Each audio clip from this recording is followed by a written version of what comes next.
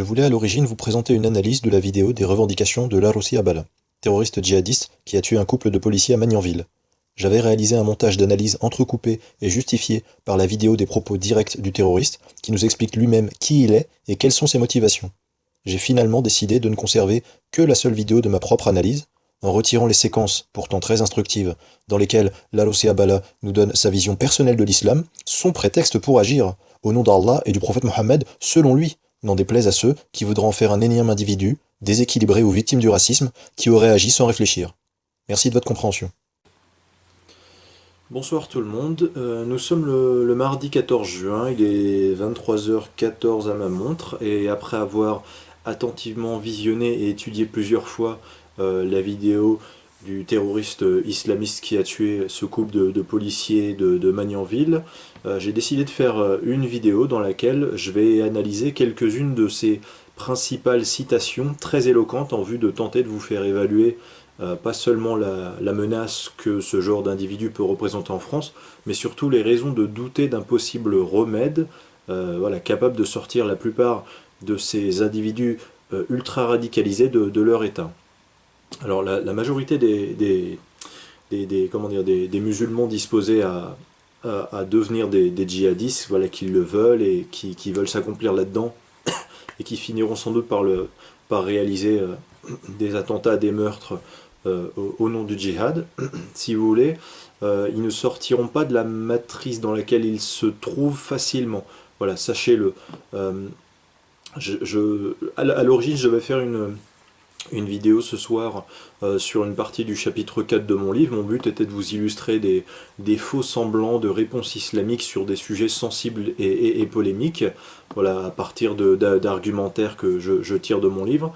Mais là, en l'occurrence, l'actualité m'impose de faire cette vidéo sur le cas exactement contraire de celui que j'allais vous faire étudier, à savoir les musulmans droits de l'homisme, c'est-à-dire des musulmans qui à la fois, comme je le répète inlassablement, estiment le Coran, voilà, comme tous les musulmans, ils estiment que le livre du Coran est un livre juste, salutaire et divin, et à côté de ça, ils sont quand même sensibles un minimum aux idéaux libertaires et égalitaires du monde occidental, et ils essaient de transiger entre les deux. Voilà. En l'occurrence, le terroriste dont je vais vous parler, lui, il transige rien du tout, il a compris la même chose que moi j'ai compris du livre du Coran, la seule différence c'est que lui, il plébiscite ses textes, voilà, contrairement à moi, bien évidemment, qui les juge dangereux et pas du tout salutaires.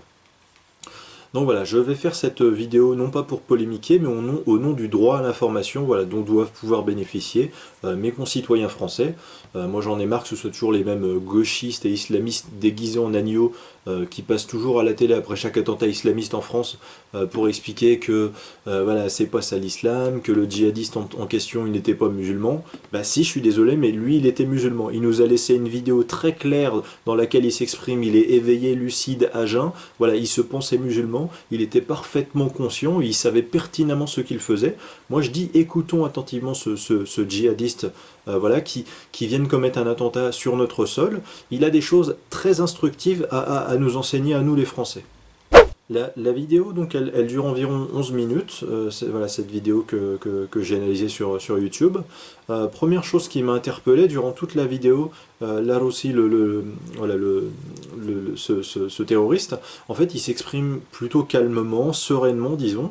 Voilà, certaines personnes, si vous voulez, qui commettent leur premier et dernier meurtre, voilà, en général, elles se font peut-être toute une idée sur cet acte avant, mais dans l'instant qui suit l'accomplissement de leur meurtre, voilà, elles paniquent, parfois elles fondent en larmes, elles regrettent. Voilà, lui, en tout cas, zéro regret. Il va enchaîner un long monologue clair, en citant parfois des références religieuses, voilà, avec des idées claires, des idées organisées dans sa tête. Tout est très limpide, c'est un acte pour lui totalement rationnel. Il y avait une cause qui a abouti à un effet, à une conséquence qu'il voulait, ni plus ni moins. Bref, il ne s'agit pas là en tout cas d'un déséquilibré, hein, comme souvent on nous le dit à la télévision ou dans les journaux, voilà, pour qualifier un musulman qui tue ou tente de tuer au nom du djihad, mais bien d'une personne qui a des convictions idéologiques sacrées et qui les met en pratique tout simplement. De la 22e à la 55e seconde, il nous explique que les musulmans, en fait, longtemps dominateurs, sont aujourd'hui dominés par les occidentaux. Ce qui se comprend tout à fait dans la mesure où aujourd'hui, ce sont les pays occidentaux, principalement des pays occidentaux, voilà, des pays de l'OCDE qui dominent le monde d'un point de vue économique, mais aussi politique, technologique, même du point de vue du rayonnement des modes de vie culturels et des codes civilisationnels sociétaux du monde occidental, voilà, qui inspirent le monde entier, voilà, contrairement à quelques rares pays dans le monde qui ont des modèles culturels pas tant différents, mais carrément contradictoires de ces standards égalitaires et libertaires dans les valeurs, et qui ont pour point en commun d'être des pays musulmans. De la 55e seconde de la vidéo à 1 minute 34, ce musulman cite un hadith, voilà, que seuls les musulmans sunnites hypocrites voilà, nient un sahih muslim et Bukhari de surcroît. Voilà, et il explique bien que comment dire, les musulmans en fait ayant cessé de se lancer au combat, finalement ont précipité la chute de l'empire islamique qui dorénavant est relativement dominé et divisé d'ailleurs au XXIe siècle, dans un XXIe siècle où le monde occidental descendant voilà, de l'empire romain est le véritable dominant. Ce djihadiste, en fait, il explique bien que la mort est une délivrance, selon lui, voilà, et qu'il ne faut pas en avoir peur. Et ça, c'est très nouveau dans le monde occidental, pour deux raisons. En fait, si vous voulez, un combat, historiquement, c'est un camp d'un territoire contre un camp d'un autre territoire. Et la menace islamiste qui vit dans les pays occidentaux aujourd'hui, qui sont en phase d'islamisation, politique, démographique, juridique, culturelle, c'est un peu relié toutes ces problématiques-là, enfin toutes ces dimensions, disons. Si vous voulez, là on est dans voilà, un monde où ce sont comme des ennemis de l'intérieur, parfois natifs du pays, qui du jour au lendemain, bien évidemment, se révèlent en tant qu'ennemis, puisque jusqu'à présent, voilà, ils peuvent très bien avoir passé une partie de leur vie, leur jeunesse, même leur vie d'adulte, à ne rien faire, et du jour au lendemain, on ne sait pas pourquoi, voilà, ils décident d'agir à ce moment-là, et puis voilà, de tuer des innocents. Et ça, c'est assez nouveau. Et le deuxième, voilà, le deuxième paradigme qui est inquiétant, si vous voulez, c'est que c'est un ennemi en fait qui n'a pas peur de mourir, même qui souhaite mourir. Il y a des guerres où des soldats pensent quand même qu'ils ont une femme et des enfants à retrouver un jour. Lui, non, comme tout plein de djihadistes en fait, il n'a pas peur de mourir. Limite même, il estime que ça fait partie, voilà, de son combat, de savoir qu'à la fin, il devra mourir et il sera récompensé derrière. C'est ce que lui pense en tout cas. Voilà, et au moment où s'y attend le moins, il agit parce que voilà, on ne peut pas lire dans l'esprit des gens, et malheureusement, c'est très difficile à pouvoir anticiper ce genre d'acte quand vous avez des milliers d'individus comme lui, potentiellement, qui peuvent agir du jour au lendemain en France.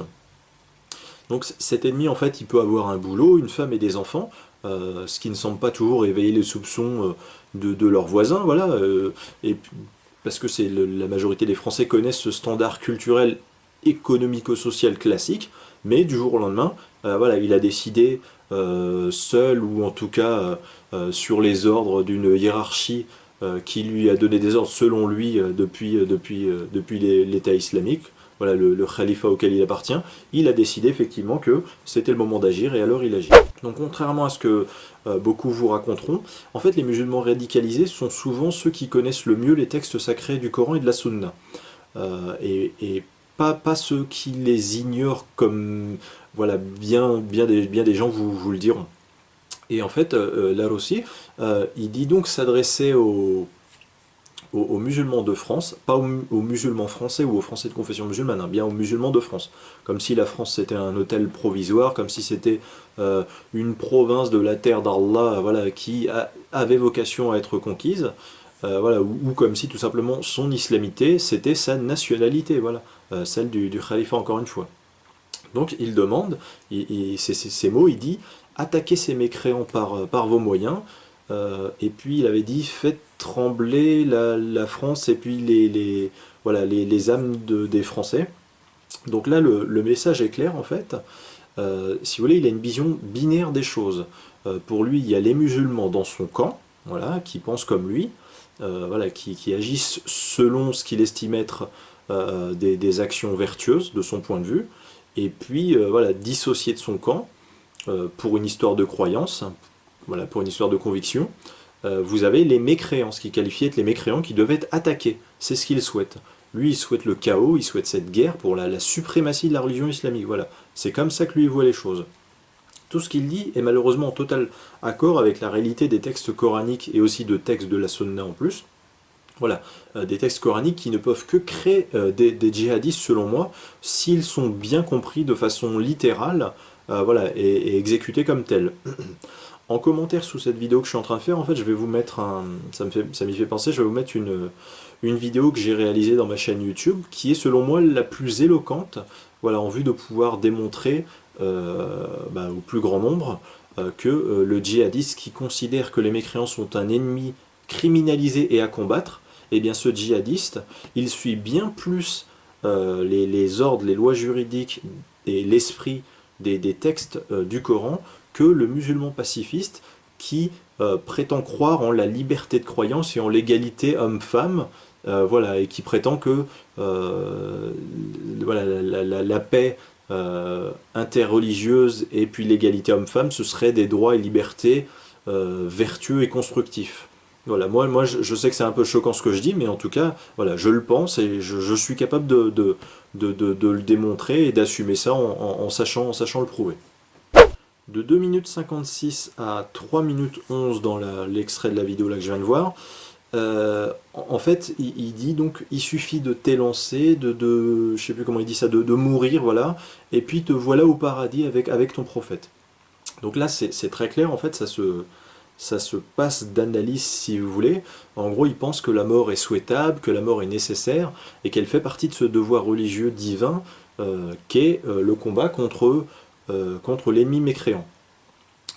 Pour ce genre de musulmans, si vous voulez, dans un monde idéal, les musulmans sont perpétuellement en guerre en fait pour faire triompher l'islam sur le monde mécréant. C'est vraiment flippant, mais voilà, c'est comme ça que ça se passe dans sa tête. Alors, de 4 minutes 25 à 4 minutes 50, là on a un extrait où il dit qu'il faut s'élancer et que même si l'aspirant djihadiste a une femme et a des enfants, il doit n'en avoir rien à faire. Voilà, c'est insignifiant comparé à Al-Akhira, c'est-à-dire comment dire, le jour du jugement dernier. Donc vous voyez que quand je vous disais qu'on a affaire à un ennemi qui n'éprouve aucune pitié et qui ne peut même pas être ému par l'idée d'avoir une veuve et des orphelins, ses propres enfants, à laisser. Voilà, c'est la secte apocalyptique la plus dangereuse au monde et elle lui sert de religion, elle lui sert d'idéal. Le totalitarisme le plus abouti au monde, la mise en pratique du Coran par des islamistes comme lui, c'est pas une culture différente de la nôtre, voilà, une culture qui peut éventuellement apporter une nuance à notre propre culture, Dixit, ceux qui croient en la société multiculturelle viable avec un islam conséquent, voire même éventuellement dominateur, une force culturelle dominante, voilà, comme je la qualifie dans mon livre. Voilà, si vous voulez, c'est le contraire, c'est pas juste différent et éventuellement il peut y avoir des points communs, c'est carrément voilà, une antithèse.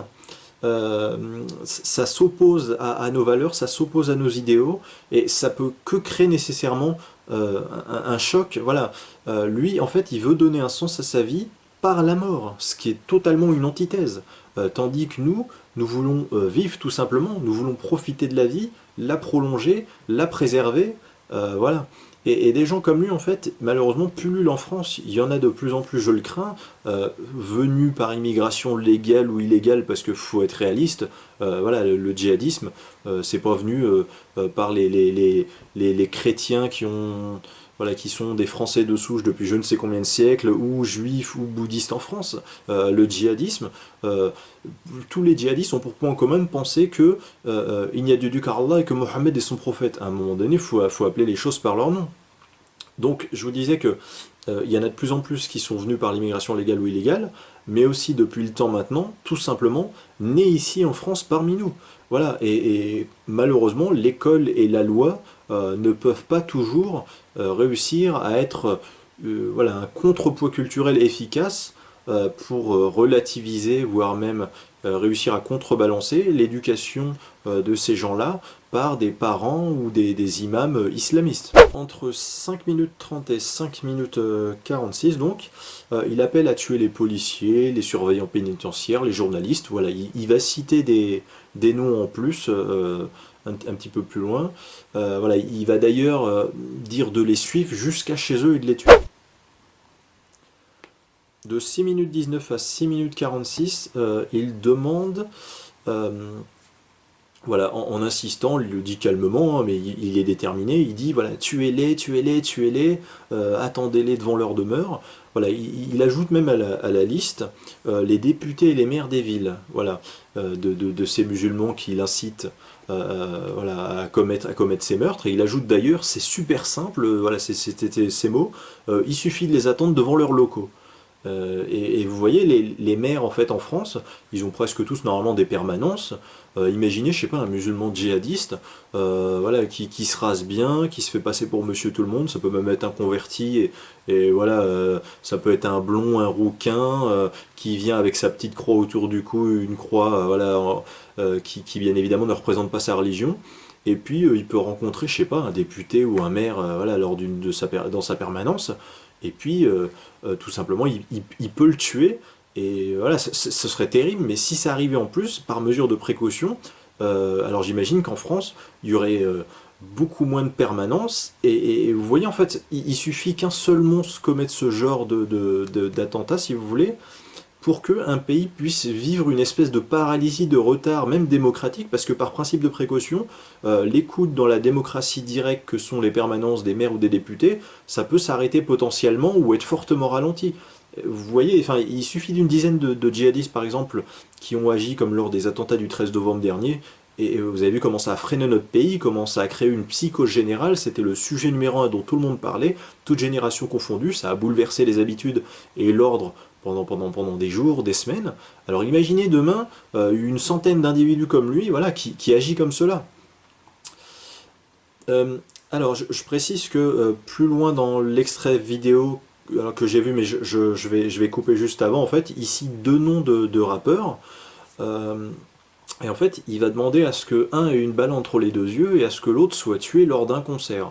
Voilà, car comme il le dit, il y en a un qui s'est moqué de son seigneur, voilà, de leur seigneur, et puis l'autre égare les gens. Vous voyez, c'est vraiment, enfin, c'est encore une fois, ça peut arriver partout. Lui aujourd'hui a tué des Français dans leur domicile, si vous voulez. Et en fait, ce qui est terrible, c'est de se dire que finalement, si on n'est pas à l'abri dans un concert, si on n'est pas à l'abri dans la rue, il y a plein de Français qui se disent, quand ils sont chez eux, c'est terrible aujourd'hui de sortir dans la rue parce que sortir dans la rue, c'est s'exposer à un attentat terroriste. Mais maintenant que ce genre de djihadiste peut rentrer chez les gens, maintenant on n'est plus à l'abri nulle part en fait. De 7 minutes 5 à 7 minutes 31, il dit que les autorités françaises empêchant les musulmans comme lui de rejoindre Daesh, de rejoindre l'État islamique, qui est en réalité le khalifa islamique dans leur tête, voilà, c'est comme ça que les journalistes devraient l'appeler, voilà, et il pointe cette ironie du coup en disant, eh bien finalement on va faire le djihad et détruire, voilà, ici, la France directement depuis la France. Et pire que tout, il annonce que voilà, ils vont réserver d'autres surprises, sûrement voilà, ses co-religionnaires, ses amis, c'est ce qu'il veut, voilà, pour l'euro. Et il a dit qu'il n'en dira pas plus. Et ça, c'est la grande spécialité des monstres dans leur genre. Si vous voulez, de simples innocents venus communier dans un moment de paix et de joie, de joie autour du sport, une de ces rares religions, le sport, donc capable de réunir autant d'hommes. Voilà, et ben, ce terroriste-là, en fait, il y voit l'occasion de frapper un grand coup. Et c'est ça qui est terrible finalement, parce que j'ai l'impression qu'en France, on se dit, en fait, on va se dire de moins en moins, ah c'était terrible cet attentat. Maintenant, ça commence à devenir le dernier attentat. Sous-entendu, il y en a eu d'autres avant, et même le dernier attentat avant le prochain. Vous voyez, quand on commence à déjà à voir les choses de cette façon-là, à avoir une grille de lecture de la réalité des attentats terroristes islamistes sur notre territoire de cette façon-là, c'est déjà un indice, ça veut déjà dire quelque chose. Ça veut dire qu'on est peut-être rentré dans une période où voilà, on va devoir vivre avec ça, on va devoir lutter contre ça, ce sera une lutte quotidienne permanente, on n'aura pas de répit, quoi.